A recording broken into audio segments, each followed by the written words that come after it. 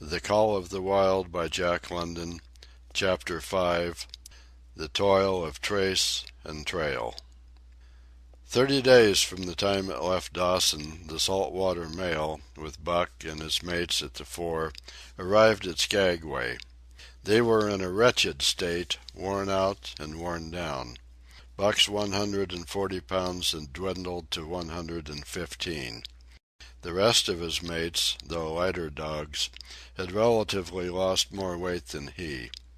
Pike, the malingerer, who, in his lifetime of deceit, had often successfully feigned a hurt leg, was now limping in earnest.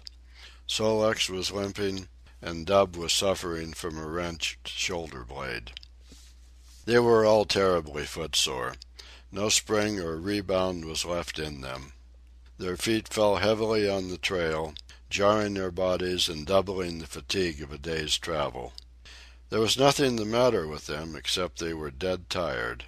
It was not the dead tiredness that comes through brief and excessive effort, from which recovery is a matter of hours, but it was the dead tiredness that comes through the slow and prolonged strength drainage of months of toil.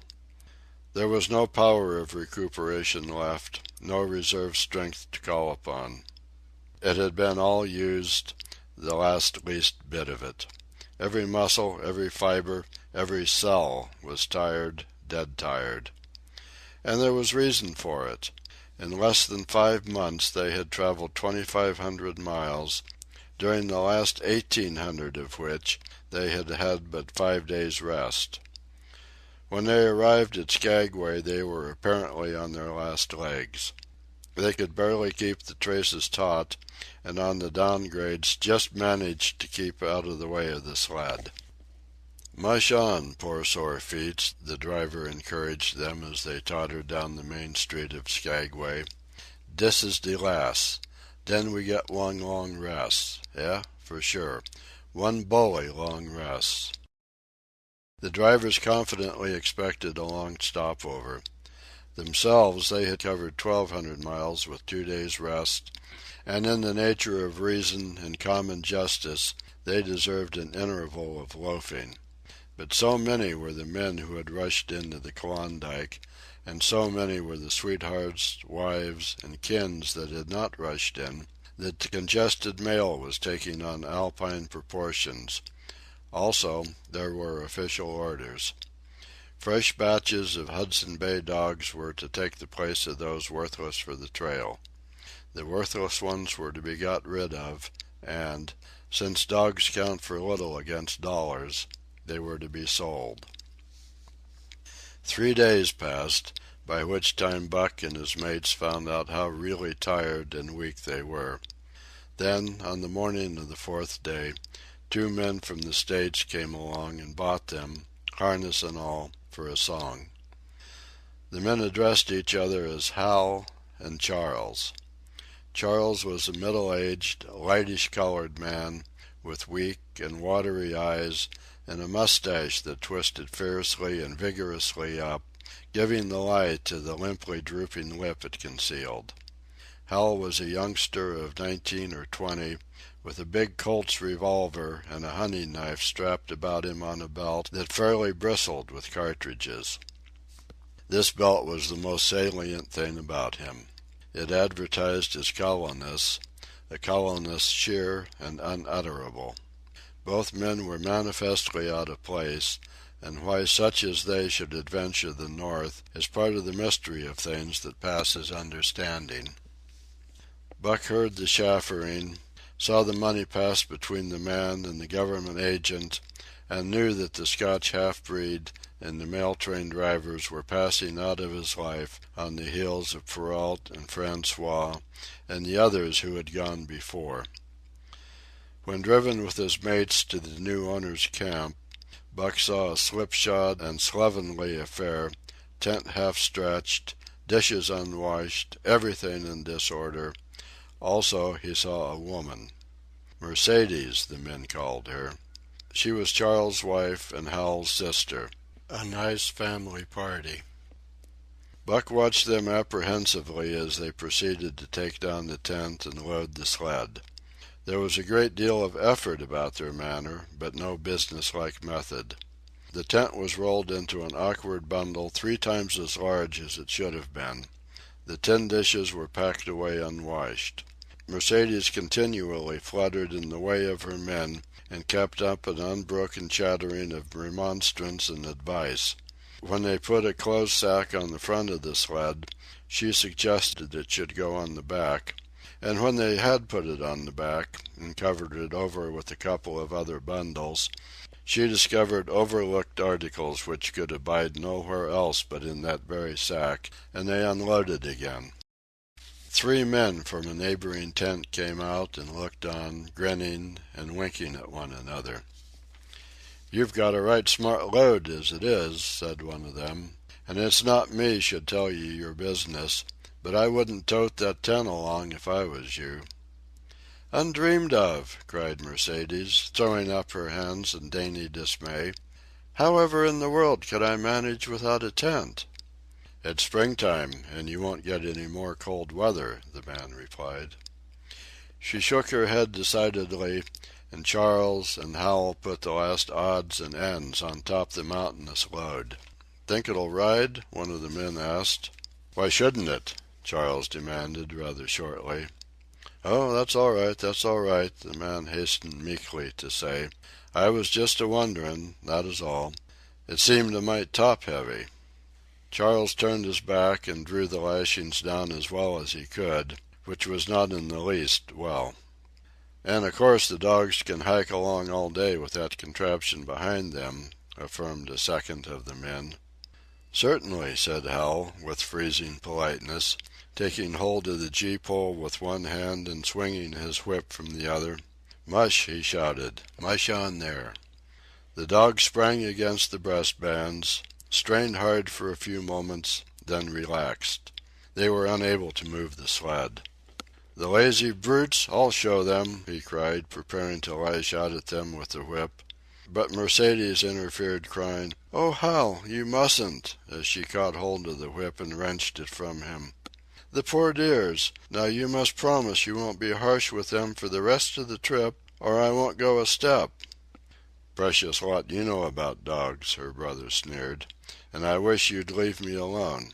They're lazy, I tell you, and you've got to whip them to get anything out of them. That's their way. You ask anyone. Ask one of those men." Mercedes looked at them imploringly, untold repugnance at sight of pain written in her pretty face. "They're weak as water, if you want to know," came the reply from one of the men. "Plumb tuckered out, that's what's the matter. They need a rest." "Rest be blanked," said Hal, with his beardless lips, and Mercedes said, "Oh," in pain and sorrow at the oath. But she was a clannish creature, and rushed at once to the defense of her brother. "Never mind that man," she said pointedly. "You're driving our dogs, and you do what you think best with them." Again Hal's whip fell upon the dogs. They threw themselves against the breastbands, dug their feet into the packed snow, got down low to it, and put forth all their strength. The sled held as though it were an anchor. After 2 efforts they stood still, panting. The whip was whistling savagely when once more Mercedes interfered. She dropped on her knees before Buck with tears in her eyes and put her arms around his neck. "You poor, poor dears," she cried sympathetically. "Why don't you pull hard? Then you wouldn't be whipped." Buck did not like her, but he was feeling too miserable to resist her, taking it as part of the day's miserable work. One of the onlookers, who had been clenching his teeth to suppress hot speech, now spoke up. "It's not that I care a whop what becomes of you, but for the dogs' sake I just want to tell you, you can help them a mighty lot by breaking out that sled. The runners are froze fast. Throw your weight against the gee-pole, right and left, and break it out." A third time the attempt was made, but this time, following the advice, Hal broke out the runners which had been frozen to the snow. The overloaded and unwieldy sled forged ahead, Buck and his mate struggling frantically under the rain of blows. 100 yards ahead the path turned and sloped steeply into the main street. It would have required an experienced man to keep the top-heavy sled upright, and Hal was not such a man. As they swung on the turn the sled went over, spilling half its load through the loose lashings. The dogs never stopped. The lightened sled bounded on its side behind them. They were angry because of the ill treatment they had received and the unjust load. Buck was raging. He broke into a run, the team following his lead. Hal cried, "Whoa, whoa," but they gave no heed. He tripped and was pulled off his feet. The capsized sled ground over him, and the dogs dashed on up the street, adding to the gaiety of Skagway as they scattered the remainder of the outfit along its chief thoroughfare. Kind-hearted citizens caught the dogs and gathered up the scattered belongings. Also, they gave advice. Half the load and twice the dogs, if they ever expected to reach Dawson, was what was said. Hal and his sister and brother-in-law listened unwillingly, pitched tent, and overhauled the outfit. Canned goods were turned out that made men laugh, for canned goods on the long trail is a thing to dream about. "Blankets for a hotel," quote one of the men who laughed and helped. "Half as many is too much. Get rid of them. Throw away that tent and all those dishes. Who's going to wash them, anyway? Good Lord, do you think you're traveling on a Pullman?" And so it went, the inexorable elimination of the superfluous. Mercedes cried when her clothes bags were dumped on the ground, and article after article was thrown out. She cried in general, and she cried in particular over each discarded thing. She clasped hands about knees, rocking back and forth broken-heartedly. She averred she would not go an inch, not for a dozen Charleses. She appealed to everyone and to everything, finally wiping her eyes and proceeding to cast out even articles of apparel that were imperative necessaries. And in her zeal, when she had finished with her own, she attacked the belongings of her men and went through them like a tornado. This accomplished, the outfit, though cut in half, was still a formidable bulk. Charles and Hal went out in the evening and bought 6 outside dogs. These, added to the 6 of the original team, and Teek and Kowana, the Huskies obtained at Rink Rapids on the record trip, brought the team up to 14. But the outside dogs, though practically broken in since their landing, did not amount to much. 3 were short-haired pointers, 1 was a Newfoundland, and the other 2 were mongrels of indeterminate breed. They did not seem to know anything, these newcomers. Buck and his comrades looked upon them with disgust, and though he speedily taught them their places and what not to do, he could not teach them what to do. They did not take kindly to trace and trail. With the exception of the 2 mongrels, they were bewildered and spirit-broken by the strange, savage environment in which they found themselves and by the ill treatment they had received. The 2 mongrels were without spirit at all. Bones were the only thing breakable about them. With the newcomers hopeless and forlorn, and the old team worn out by 2,500 miles of continuous trail, the outlook was anything but bright. The 2 men, however, were quite cheerful. And they were proud, too. They were doing the thing in style with 14 dogs. They had seen other sleds depart over the pass for Dawson, or come in from Dawson, but never had they seen a sled with so many as 14 dogs.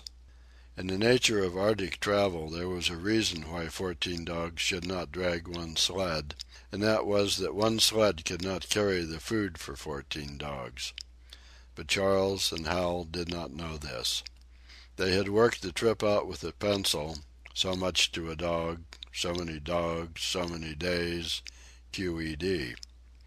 Mercedes looked over their shoulders and nodded comprehensively. It was also very simple. Late next morning Buck led the long team up the street. There was nothing lively about it, no snap or go in him and his fellows. They were starting dead weary. 4 times he had covered the distance between Saltwater and Dawson, and the knowledge that, jaded and tired, he was facing the same trail once more made him bitter. His heart was not in the work, nor was the heart of any dog. The outsides were timid and frightened, the insides without confidence in their masters. Buck felt vaguely that there was no depending upon these two men and the woman. They did not know how to do anything, and as the days went by it became apparent that they could not learn. They were slack in all things without order or discipline. It took them half the night to pitch a slovenly camp, and half the morning to break that camp and get the sled loaded in fashion so slovenly that for the rest of the day they were occupied in stopping and rearranging the load. Some days they did not make 10 miles. On other days they were unable to get started at all. And on no day did they succeed in making more than half the distance used by the men as a basis in their dog food computation. It was inevitable that they should go short on dog food, but they hastened it by overfeeding, bringing the day nearer when underfeeding would commence. The outside dogs, whose digestions had not been trained by chronic famine to make the most of little, had voracious appetites. And when, in addition to this, the worn-out huskies pulled weakly, Hal decided that the orthodox ration was too small. He doubled it. And to cap it all, when Mercedes, with tears in her pretty eyes and a quaver in her throat, could not cajole him into giving the dogs still more, she stole from the fish sacks and fed them slyly. But it was not food that Buck and the huskies needed, but rest. And though they were making poor time, the heavy load they dragged sapped their strength severely. Then came the underfeeding. Hal awoke one day to the fact that his dog food was half gone and the distance only quarter covered. Further, that for love or money no additional dog food was to be obtained. So he cut down even the orthodox ration and tried to increase the day's travel. His sister and brother-in-law seconded him, but they were frustrated by their heavy outfit and their own incompetence. It was a simple matter to give the dogs less food, but it was impossible to make the dogs travel faster, while their own inability to get under way earlier in the morning prevented them from traveling longer hours. Not only did they not know how to work dogs, but they did not know how to work themselves. The first to go was Dub. Poor blundering thief that he was, always getting caught and punished, he had none the less been a faithful worker. His wrenched shoulder blade, untreated and unrested, went from bad to worse, till finally Hal shot him with a big Colt's revolver. It is a saying of the country that an outside dog starves to death on the ration of the husky, so the 6 outside dogs under Buck could do no less than die on half the ration of the husky. The Newfoundland went first, followed by the 3 short-haired pointers, the 2 mongrels hanging more grittily on to life, but going in the end. By this time all the amenities and gentleness of the Southland had fallen away from the 3 people. Shorn of its glamour and romance, Arctic travel became to them a reality too harsh for their manhood and womanhood. Mercedes ceased weeping over the dogs, being too occupied with weeping over herself and with quarreling with her husband and brother. To quarrel was the one thing they were never too weary to do. Their irritability arose out of their misery, increased with it, doubled upon it, outdistanced it. The wonderful patience of the trail which comes to men who toil hard and suffer sore, and remain sweet of speech and kindly, did not come to these 2 men and the woman. They had no inkling of such a patience. They were stiff and in pain, their muscles ached, their bones ached, their very hearts ached, and because of this they became sharp of speech, and hard words were first on their lips in the morning and last at night. Charles and Hal wrangled whenever Mercedes gave them a chance. It was the cherished belief of each that he did more than his share of the work, and neither forbore to speak this belief at every opportunity. Sometimes Mercedes sided with her husband, sometimes with her brother. The result was a beautiful and unending family quarrel. Starting from a dispute as to which should chop a few sticks of wood for the fire, a dispute which concerned only Charles and Hal, presently would be lugged in the rest of the family, fathers, mothers, uncles, cousins, people thousands of miles away and some of them dead. That Hal's views on art, or the sort of society plays his mother's brother wrote, should have anything to do with the chopping of a few sticks of firewood, passes comprehension. Nevertheless, the quarrel was as likely to tend in that direction as in the direction of Charles's political prejudices. And that Charles' sister's tale-bearing tongue should be relevant to the building of a Yukon fire was apparent only to Mercedes, who disburdened herself of copious opinions upon that topic, and incidentally upon a few other traits unpleasantly peculiar to her husband's family. In the meantime the fire remained unbuilt, the camp half-pitched, and the dogs unfed. Mercedes nursed a special grievance, the grievance of sex. She was pretty and soft, and had been chivalrously treated all her days. But the present treatment by her husband and brother was everything save chivalrous. It was her custom to be helpless, they complained. Upon which impeachment of what to her was her most essential sex prerogative, she made their lives unendurable.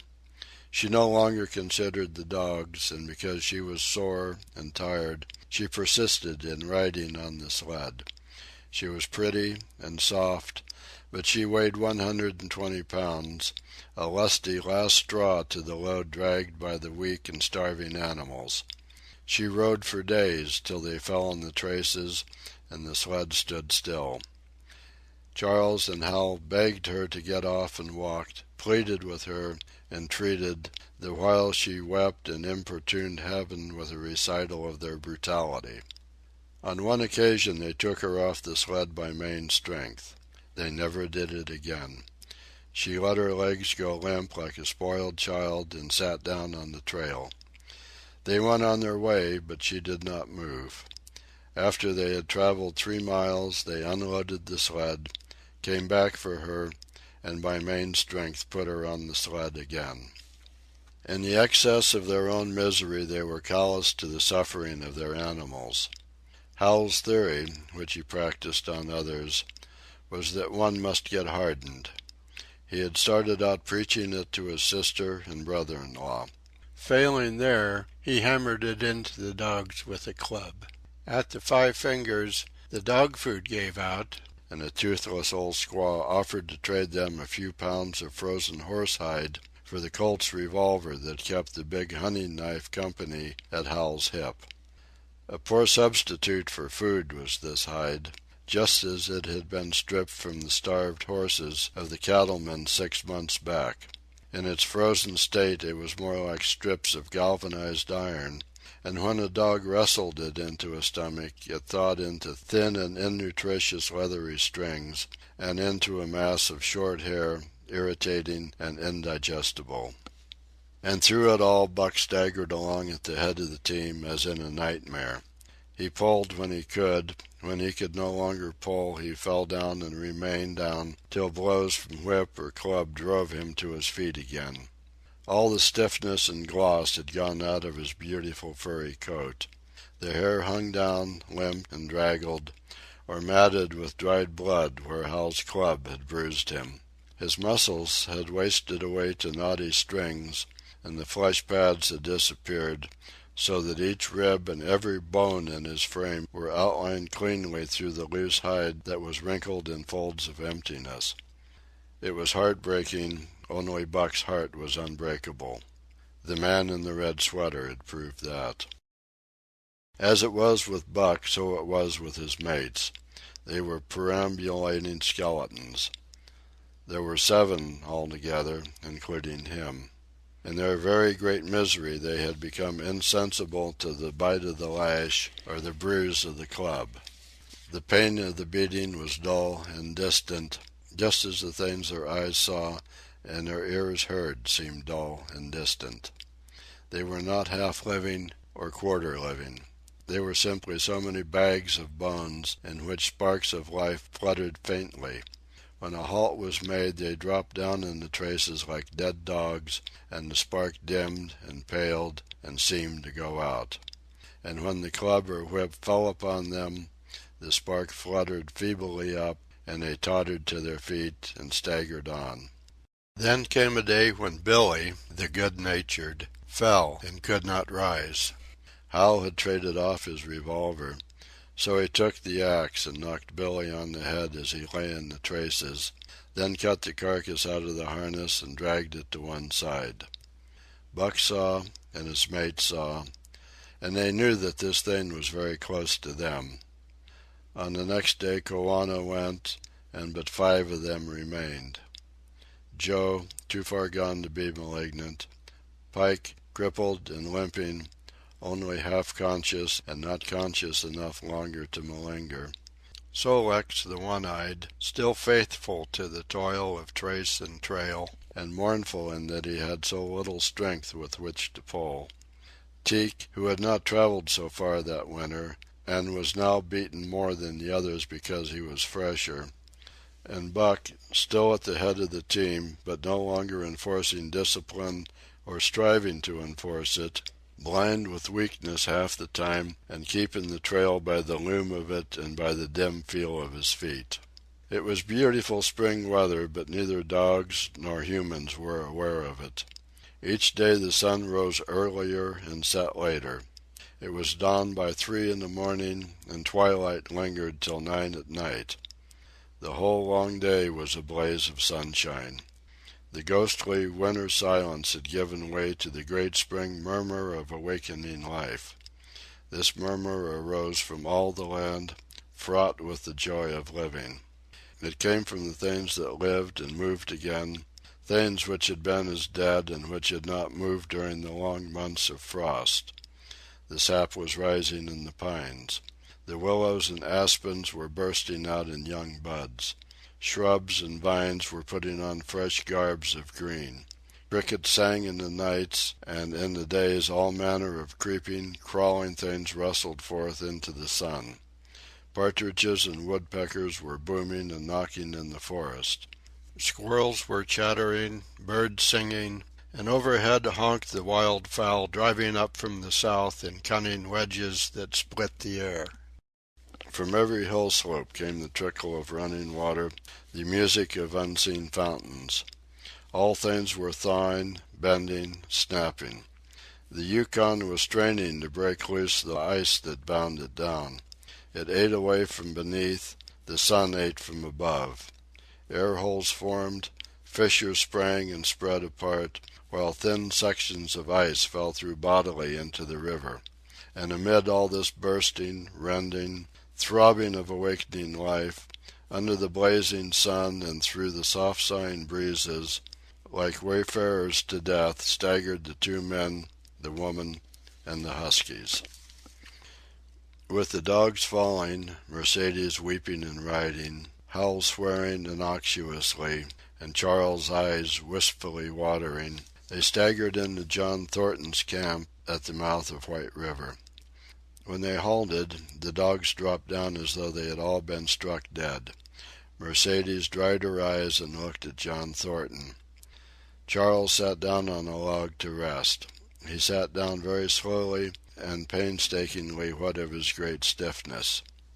Hal did the talking. John Thornton was whittling the last touches on an axe handle he had made from a stick of birch. He whittled and listened, gave monosyllabic replies, and when it was asked, terse advice.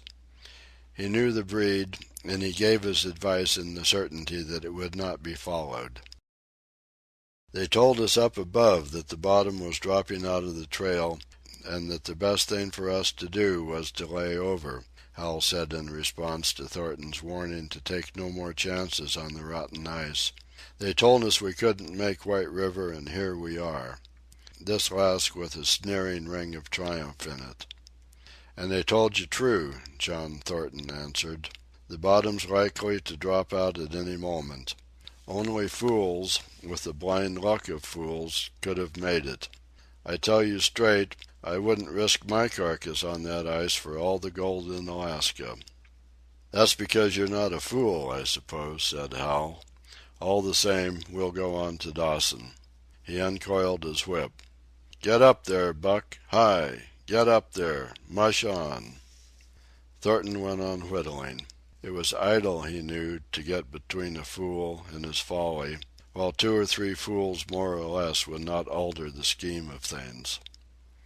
But the team did not get up at the command. It had long since passed into the stage where blows were required to rouse it.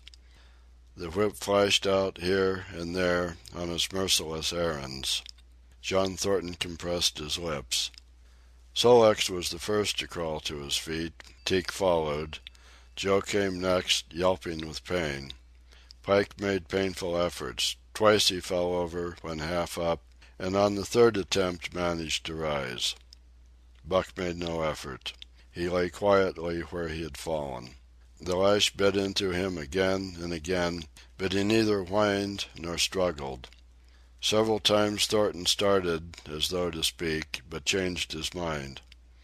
A moisture came into his eyes, and as the whipping continued, he arose and walked irresolutely up and down. This was the first time Buck had failed, in itself a sufficient reason to drive Hal into a rage. He exchanged the whip for the customary club. Buck refused to move under the rain of heavier blows which now fell upon him. Like his mates, he was barely able to get up, but unlike them, he had made up his mind not to get up.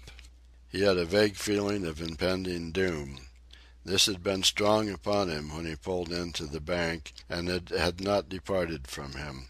What of the thin and rotten ice he had felt under his feet all day, it seemed that he sensed disaster close at hand, out there ahead on the ice where his master was trying to drive him. He refused to stir. So greatly had he suffered, and so far gone was he, that the blows did not hurt much. And as they continued to fall upon him, the spark of life within flickered and went down. It was nearly out. He felt strangely numb. As though from a great distance, he was aware that he was being beaten. The last sensations of pain left him. He no longer felt anything, though very faintly he could hear the impact of the club upon his body. But it was no longer his body, it seemed so far away. And then, suddenly, without warning, uttering a cry that was inarticulate and more like the cry of an animal, John Thornton sprang upon the man who wielded the club. Hal was hurled backward as though struck by a falling tree. Mercedes screamed. Charles looked on wistfully, wiped his watery eyes, but did not get up because of his stiffness. John Thornton stood over Buck, struggling to control himself, too convulsed with rage to speak. "If you strike that dog again, I'll kill you," he at last managed to say in a choking voice. "It's my dog," Hal replied, wiping the blood from his mouth as he came back. "Get out of my way or I'll fix you. I'm going to Dawson." Thornton stood between him and Buck and evinced no intention of getting out of the way. Hal drew his long hunting knife. Mercedes screamed, cried, laughed, and manifested the chaotic abandonment of hysteria. Thornton rapped Hal's knuckles with the axe handle, knocking the knife to the ground. He rapped his knuckles again as he tried to pick it up. Then he stooped, picked it up himself, and with 2 strokes cut Buck's traces. Hal had no fight left in him. Besides, his hands were full with his sister, or his arms, rather, while Buck was too near dead to be of further use in hauling the sled. A few minutes later they pulled out from the bank and down the river. Buck heard them go and raised his head to see. Pike was leading, Sol-leks was at the wheel, and between were Joe and Teek. They were limping and staggering. Mercedes was riding the loaded sled. Hal guided at the gee-pole, and Charles stumbled along in the rear. As Buck watched them, Thornton knelt beside him and with rough, kindly hands searched for broken bones. By the time his search had disclosed nothing more than many bruises and a state of terrible starvation, the sled was a quarter of a mile away. Dog and man watched it crawling along over the ice. Suddenly they saw its back end drop down, as into a rut, and the gee-pole, with Hal clinging to it, jerk into the air. Mercedes's scream came to their ears. They saw Charles turn and make one step to run back, and then a whole section of ice give way, and dogs and humans disappear. A yawning hole was all that was to be seen. The bottom had dropped out of the trail. John Thornton and Buck looked at each other. "You poor devil," said John Thornton, and Buck licked his hand. End of chapter 5.